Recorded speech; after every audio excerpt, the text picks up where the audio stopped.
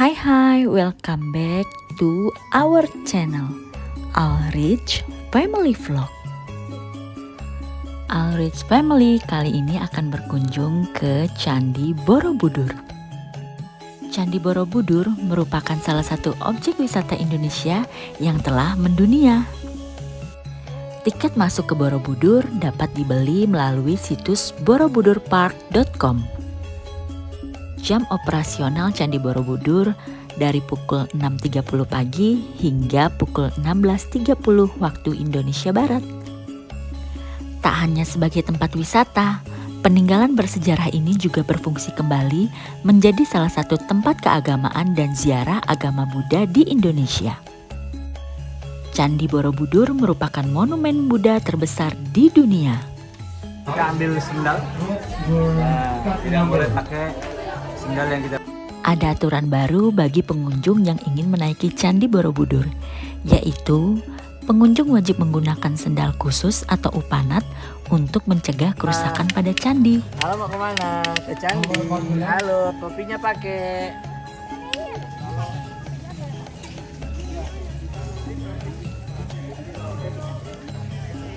Abang mau ke Candi Borobudur.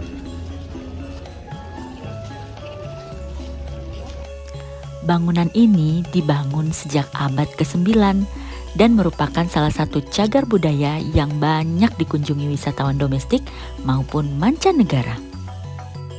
Untuk aturan baru masuk ke Candi Borobudur, setiap wisatawan akan dibagi menjadi beberapa kelompok dan tiap kelompok akan dipandu oleh pemandu wisata.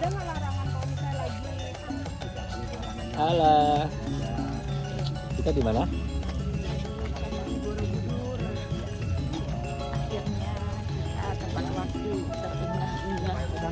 Jadi alhamdulillah bisa sarapan. Alhamdulillah sempat sarapan walaupun udah kayak lomba makan.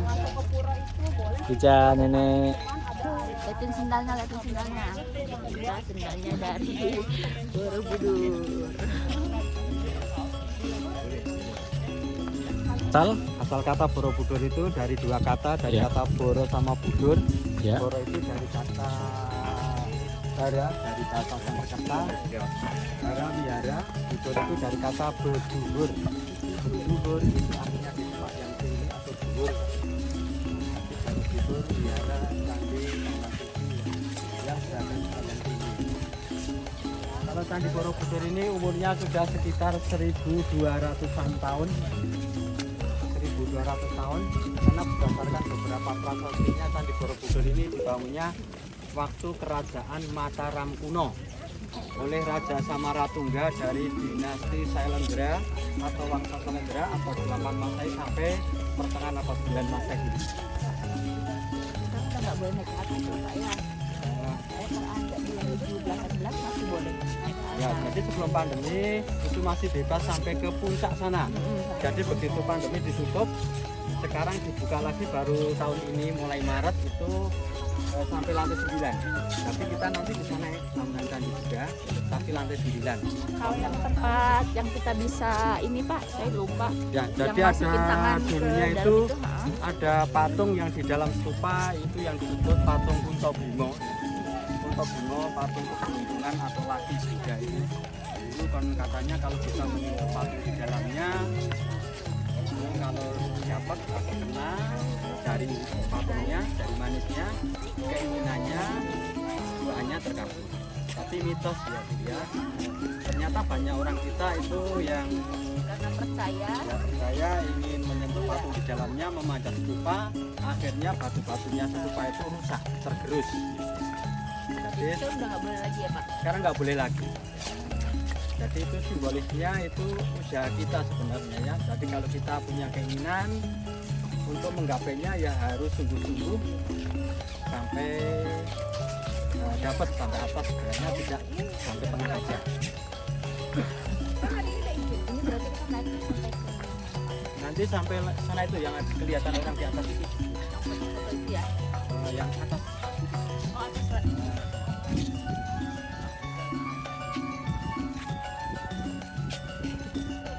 Borobudur juga dikenal memiliki nilai pendidikan serta keagamaan yang tinggi, khususnya Buddha Mahayana. Yaitu fokus merestorasi yang stupa-stupa di atas. Banyak Yang di hancur bagian ya. tengah itu belum ya. Karena fokusnya hanya restorasi atas. Dan ternyata setelah 60 tahun dari restorasi pertama, candi ini mengalami kerusakan lagi. Terutama waktu itu di bagian tengah, lantainya itu banyak yang ambles. Ada yang dindingnya miring. Dan ternyata setelah diteliti penyebab kerusakan yang kedua karena air hujan yang masuk ke struktur candi. Oh iya. Karena candi itu tidak semuanya batu, dalamnya tanah atau bukit, ada bukitnya juga dalamnya. Air hujan masuk ke bukit dalamnya itu erosi. Akibatnya batunya juga ikut ambles atau yang dindingnya menjadi miring. Waktu gempa itu gimana Pak? Kondisi candinya? Ya ini kalau gempa yang sekarang ini sudah kokoh ya, karena waktu restorasi kedua tahun 1973 sampai 83 batu candi itu di bagian tengah hampir seluruhnya dibongkar satu persatu. Jadi pernah batu itu diturunin satu persatu, batu itu sama pasangannya sama sebelahnya itu dinomori. Nah, jadi semua batu ada nomor tandanya. Berapa pekerja tuh berarti turunin batu Banyak candi sekali ya. satu-satu. Kemudian di bagian dalamnya itu setelah batu itu diambil di beton ya, di bagian dalam di beton setiap lantainya dibuat drainase juga. Setelah itu baru kemudian batunya dikembalikan lagi seperti semula. Biayanya mencapai 25 juta US dollar. Puyeng Pak bikin kenalnya. Dibuat di cendol. Borobudur memiliki pesona yang megah, yaitu keajaiban arsitektur yang terbuat dari batu vulkanik. Candi ini memiliki total 504 patung Buddha dan 2.672 panel relief yang menjadikannya sebagai candi Buddha terbesar di dunia.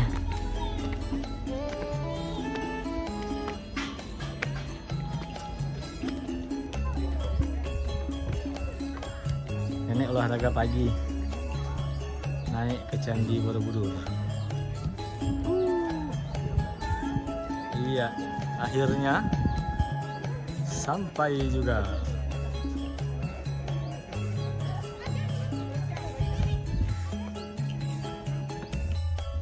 Candi yang terbesar di Indonesia ini pernah menjadi salah satu dari 7 keajaiban dunia. Candi Borobudur ini diperkirakan berusia 12 abad atau 1200 tahun. Oke. Jadi yang satu. Ya. Oke. Ya.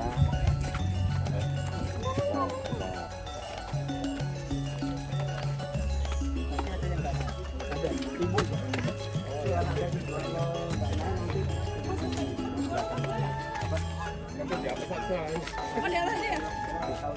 Ini jangan lewat di sini. Sini jangan lewat ya. Sini deh, sini.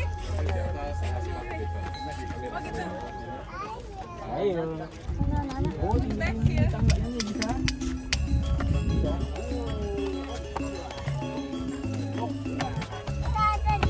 Tingkatan yang paling bawah dasar itu disebut Kamadhatu. Kamadhatu artinya dunia nafsu. Manusia yang belum bisa mengontrol terhadap keinginan-keinginan duniawinya. Reliefnya ya. Itu menceritakan tentang hukum karma, jumlahnya 160 panel. Dan sebenarnya juga memerintahkan untuk membuat batu tambahan di kaki-kaki. Otomatis batu tambahan itu menutupi relief yang sudah dibuat di kaki-kaki. Kemudian yang atas lantai 8 sampai 10 adalah Arupadatu.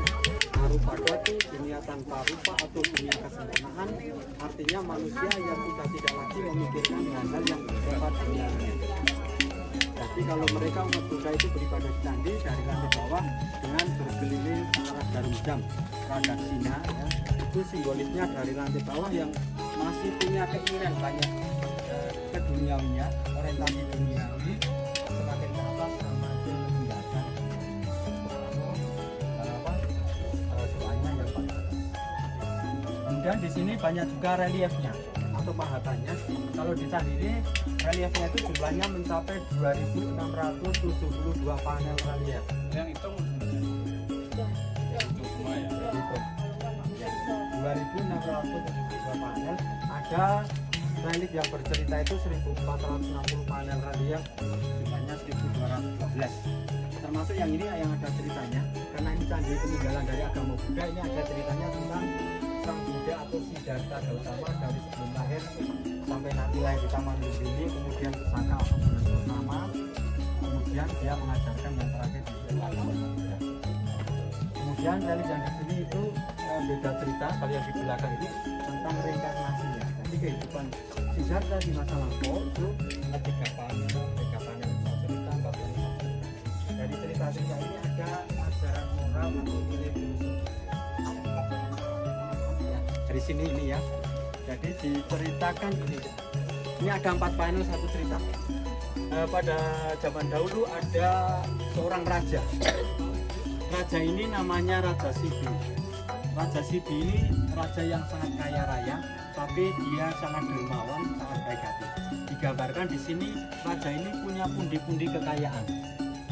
Tetapi ketika rakyatnya itu kesusahan, kesulitan, dibantu. Jadi karena orang ini sangat baik sekali, mengusik dewa untuk turun ke bumi. Kemudian ketika turun ke bumi di sini, dewa ini untuk mengetes orang ini, raja ini, dia berbuat kebaikan itu dengan tulus atau ada pamrih. Ketika turun ke bumi dia menyamarnya menjadi orang tua dan buta. Dia pergi ke istana menghadap sang raja. Dia bilang kepada sang raja, Anda adalah orang yang sangat dermawan, ya, suka membantu orang yang susah. Saya ingin sang raja itu mau berbesar hati, ya, mau merasakan seperti yang pernah saya rasakan. Karena saya ini matanya tidak bisa melihat, saya ingin sang raja itu gantian. Saya minta sang raja itu memberikan matanya kepada saya. Akhirnya sang raja memberikan matanya 1. Tetapi ketika dikasihkan 1 masih bisa melihat. Dia minta kedua-duanya. Akhirnya sang raja itu yang terkenal sangat dermawan juga memberikan matanya kedua-duanya dengan ikhlas. Tapi dia percaya apa yang sudah dilakukan dengan kebaikan, dia nanti akan menuai kebaikannya. Dan ternyata ini tuan raja ini menjadi buta, tapi dia tetap ikhlas, tidak mengeluh. Ketika dia dalam keadaan buta, dia tetap berdoa, tidak mengeluh, dengan ikhlas. Kemudian dewa tadi karena melihat ketulusan hatinya, akhirnya mendatanginya, kemudian memulihkan lagi atau menyembuhkan lagi penglihatannya, bahkan lebih baik dari sebelumnya. Digambarkan di sini ini raja yang sudah pulih lagi atau sembuh lagi dari penglihatannya. Kemudian sang raja ini mengajarkan kepada masyarakatnya, kepada orang-orangnya untuk supaya berbuat kebaikan, terutama dalam hal berderma atau sedekah, ya. Karena memang di dalam agama Buddha juga ada ajarannya derma atau sedekah, ya. Karena kalau berbuat baik dapatnya karma yang baik atau bahkan lebih baik dari sebelumnya. Kemudian di sini juga ada ceritanya, ini yang cerita yang beda. Ini di sini ada cerita raja juga ini. Raja ini sedang berbincang-bincang kepada keluarganya. Di dalam perbincangannya, sang raja ini mengenang masa lalunya. Pelayan yang miskin. Jadi pelayan yang miskin yang punya makanan hanya pas-pasan. Tetapi ketika ada orang dalam perjalanan, dia di kehidupan berikutnya dia menjadi orang mulia juga, seperti menjadi raja. Kemudian setelah itu begitu saja.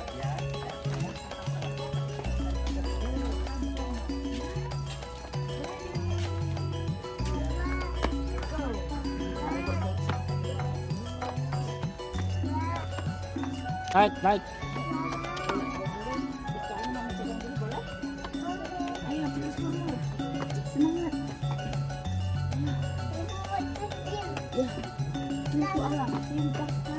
Restorasi pernah dibongkar, ya, dituruni semua ini satu persatu, kurang lebih 1 juta pernah di bawah. Makanya batu ini sama sebelahnya ada tandanya, jadi dikasih tanda seperti ini, ya, sama ini sama ini, ya. Jadi batunya selalu ada tandanya seperti ini, ya. Ini juga ini sama ini sama ini, ya. Itu semua ada, ya. Karena waktu restorasi kedua juga banyak yang kena, makanya tadi ada juga batu tandanya. Jadi batu ini setelah diturunin semua waktu restorasi kedua, di setiap lantai ini di dalamnya beton. Yang ini? Ya, ini di bawah sana itu beton. Terus sebelum pembuat kotoran konkretnya itu drainase. Kalau dulu kan drainase yang asli atau yang asli berbel atau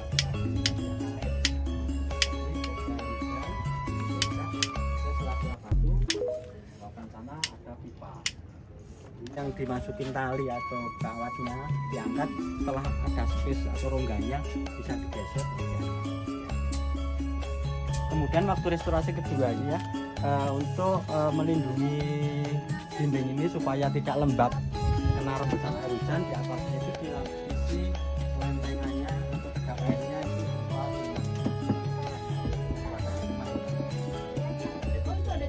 ya supaya air hujan tidak rembes ke sini. Kalau rembes ke sini dulunya kan lembab ya. Karena lembab itu kan jadinya ya karena dari luar itu panas akibatnya batunya juga seperti ini melakukan pengapuran.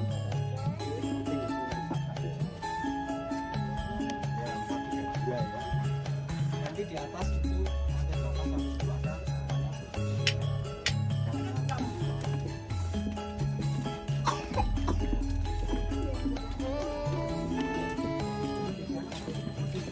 Ala jalan-jalan ke Candi Borobudur. Halo. Ya Allah, di sini ada transformer. Hebat ini Alo nih. Enggak masih kuat. Oh, masih kuat. Candi Borobudur disebut sebagai wisata budaya dikarenakan menyimpan nilai sejarah yang tinggi.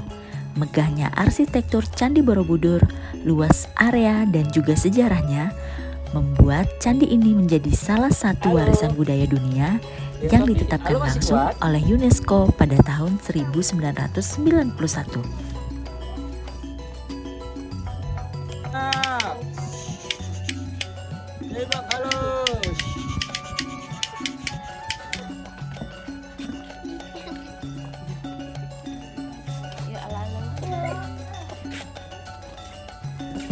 Ada dua hal yang sangat mencolok yang bisa kita lihat saat ke Candi Borobudur, yaitu banyaknya relief atau ukiran dinding dan stupa.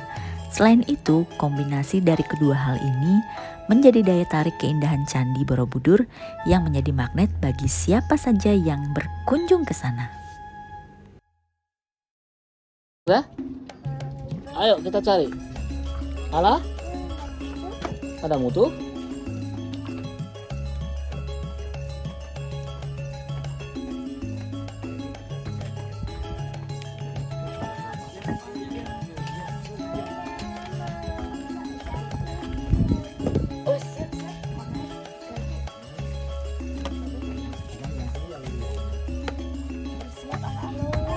hati-hati Les. Pistolnya mau dipegangnya, boleh? Halo? Kita mau naik ke tangga Borobudur. Berdiri pakai kaki Ala. Nah, pintar. Laju bener sih lah hebatnya. Ini tuh alat Yang mau makan. ada lagi. Lalet tadi.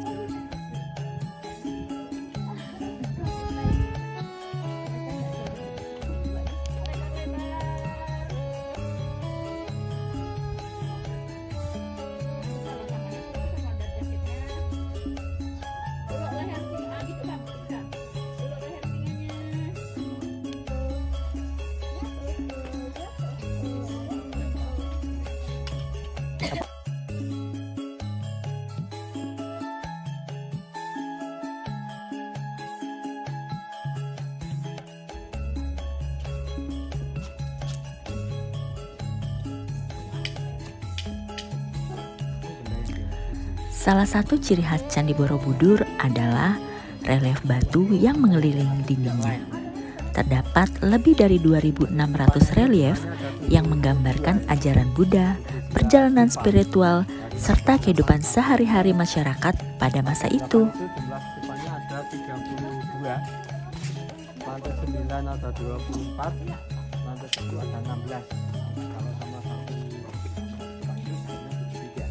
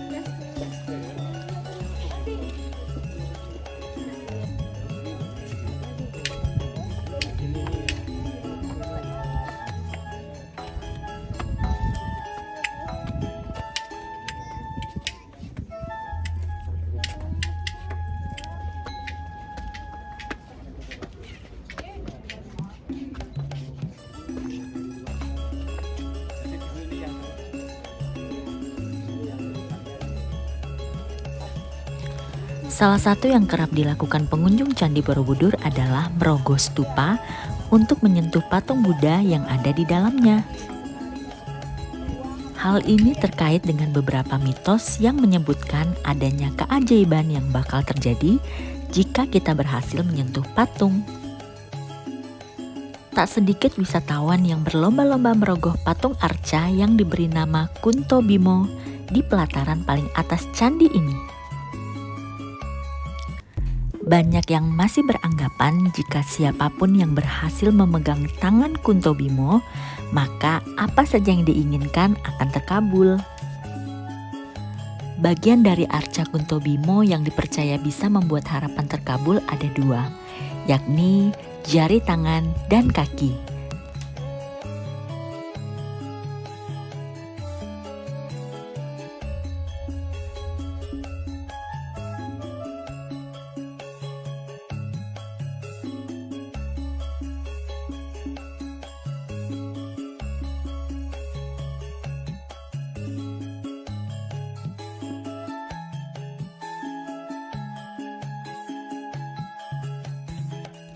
Jika yang menyentuh adalah laki-laki, maka bagian yang disentuh adalah jari tangan, sedangkan jika perempuan menyentuh kaki.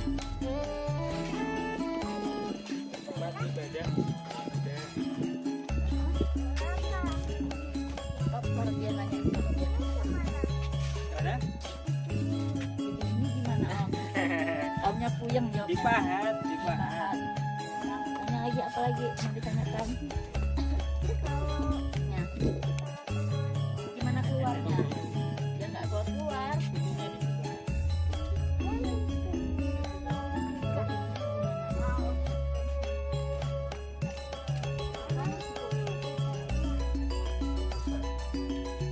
Nggak bisa kan? Nanti saya gayanya aja. Nanti yang jelas 2014 ini pernah ada anak-anak kepalanya masuk ke dalam sini sehingga terpaksa ini harus dirusak supaya kepalanya bisa keluar. Jadi buat para orang tua yang bawa anak-anak ke Borobudur harap berhati-hati, diperhatikan anak-anaknya sama berwisata. Nggak ada kepala. Ya.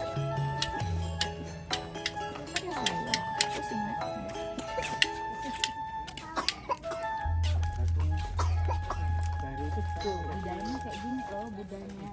kalau batu baru sekarang jadi tanda. Oh bawa ini batu baru. Ya. Dan asli. Dan kalau batu baru nggak bisa dipikir, cuma polos saja.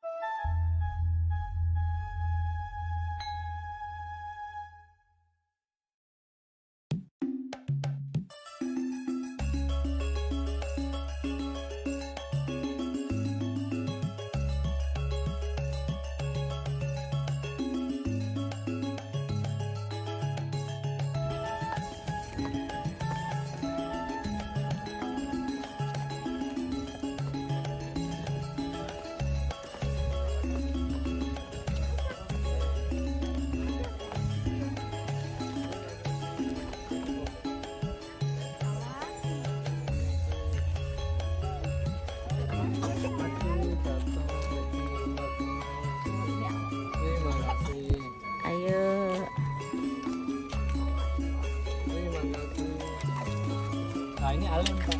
Ini Alem. Alem, Ales, Alem.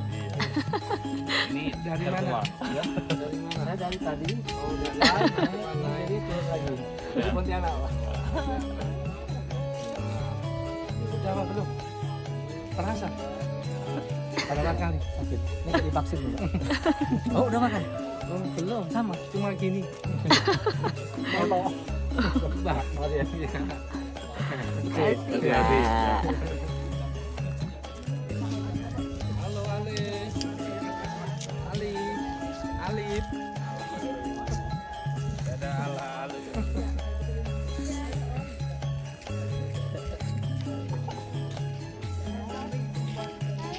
Jangan dulu.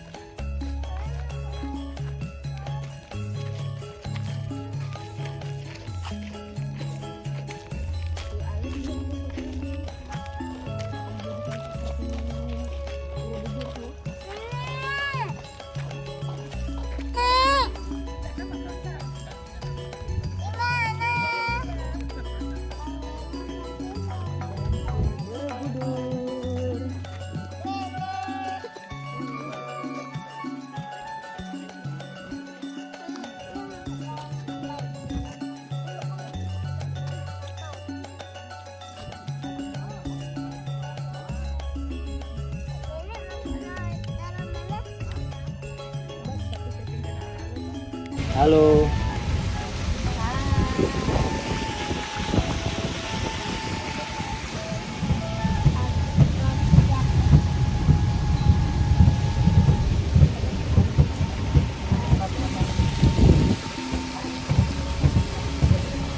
Setelah buat berkeliling Borobudur, turun dari Borobudur kita bisa jadi satu orangnya 20.000 kita berenam di belakang ada kakak Alen, nenek dan Risha. Kita jalan-jalan.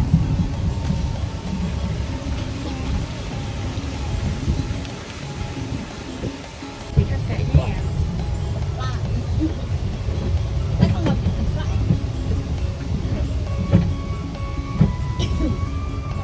Sini mami ambilin satu.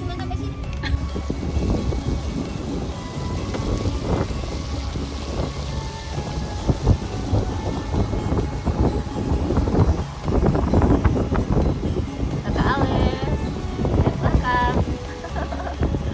Kakak Ales. Halo papi.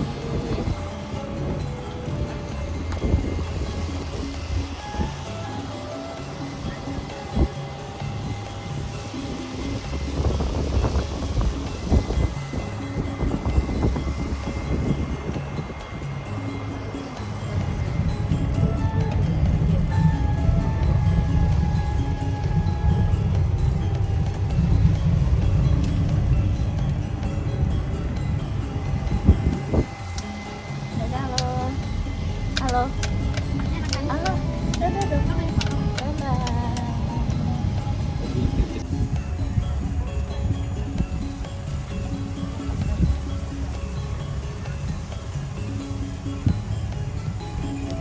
Ya, sampainya di sini itu keluarnya. Nanti Bapak Ibu masuk museum itu belok kanan nanti sudah keluar. Jadi keluarnya semuanya lewat sini.